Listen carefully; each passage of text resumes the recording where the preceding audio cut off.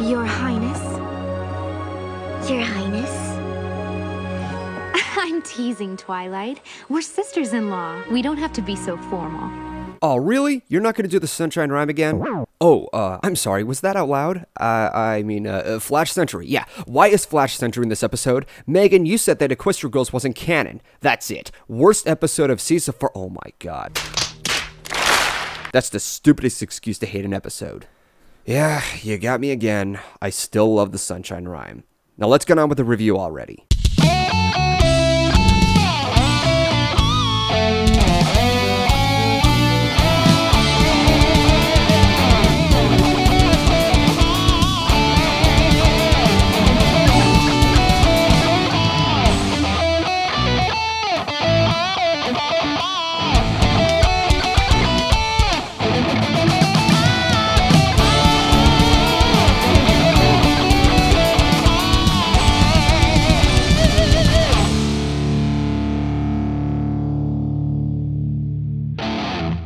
Three's crowd feels very pointless to me. There's nothing new of what's added here other than being a filler episode. Even Pinky Apple Pie had something much more going on. Here we have Discord, we have Cadence, and they're just in this episode. There isn't much of what's happening here other than Discord and his silly antics. Even worse, there's not much of a purpose to serve on its own.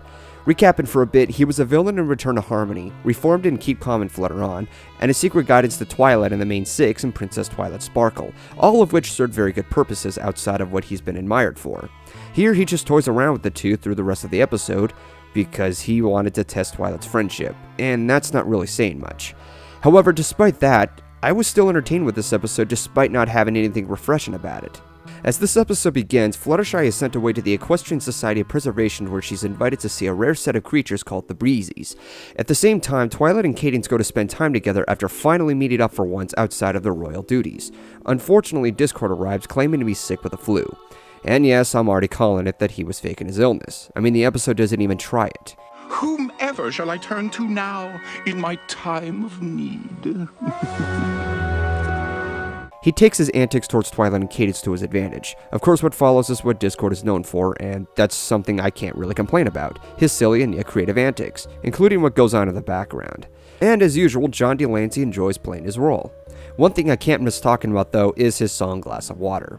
My goodness, I'm a nincompoop because I fear I've got the croup. I need a vat of pumpkin soup and skulls made out of zinnias. Did I say zinnias? I meant silk or something shiny of that ilk. And then I'll need some nice warm milk and pastry from that zinnia. I'm a bit split over this song. For one thing, I didn't really like John's singing voice, though I will admit I did admire his charisma and charm that kept true to his character, and not to mention the random imagery that's thrown in our faces. We get a few references like Harry Potter and Aladdin's Friend Like Me, based on how reminiscent it is, and in general I like that Daniel Ingram added random tempo changes to fit the style of the song, most of which it feels heavily inspired by the composition of In the Hall of the Mountain King by the tempo speeding up accordingly.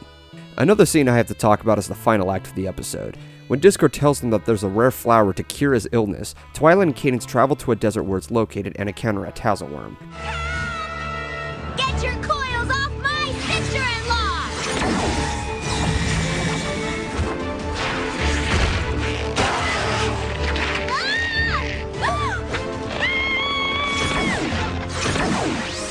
Let go of my sister-in-law! Going over the scene, I definitely appreciate that both of them help each other out, even in the most intense conflict they can imagine. Plus, I have to admit, Princess Cadence taking on the worm was pretty badass. In addition, Cadence didn't have much of an issue spending time dealing with Discord's antics. Getting to face all these challenges today was just what I needed. And facing them with you just made me realize even more how lucky I am to have some pony like you as a friend. Yeah, despite almost losing my sister-in-law by a vile creature. At the end, Discord got what he deserved. Apparently he got sick after he was sneezed on from the Tazzleworm, in which he actually didn't know about when discussing the flower. I wasn't even aware that the Tazzleworm was sick, but whatever. And ultimately, while Discord's schemes were justified, the main 6 still remained supportive regardless of how Twilight was treated. See, that's how you end something with someone's moral, irresponsible actions. That's something Flight to the Finish should have had. Sadly though, the moral of this episode is basically making the best out of what you're dealing with and that expectations won't be as promised. This isn't a bad moral, but I've seen it presented better in The Best Night Ever. What I also didn't like was how shoehorned everyone else was and then fleshed out afterwards. After encountering them during the beginning of the episode, Discord purposely spread his so-called flu on Applejack and Rarity, and then they're back at the end no longer sick, as if nothing happened. Rainbow Dash just takes off and we never see her again, very little to no purpose at all. What was the point of having her in the first place? And then there's Pinkie Pie. Over the course of Season 4, Pinkie has been treated so poorly by the staff. They only show her oblivious juvenile behavior, which was very depressing for me. We all know that Pinkie Pie is a lot more dimensional than that, and it seems like the writers are completely deciding to chuck it out of the episode. Hopefully the next episode fixes that issue. That said and done, there's nothing really special here.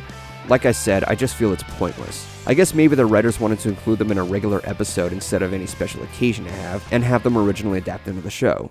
At the very least, the episode was okay. It most certainly didn't leave a bad taste in my mouth like Rainbow Falls did. So until next time, I'll catch you all in the next episode.